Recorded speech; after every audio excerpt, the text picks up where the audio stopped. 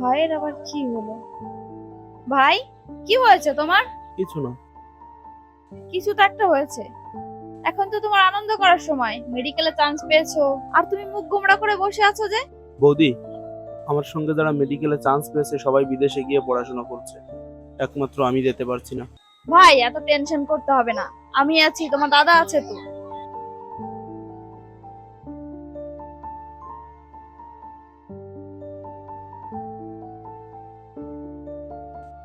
সাথী, হ্যাঁ, ভাইয়ের কি হয়েছে? দেখলাম মনটা খারাপ।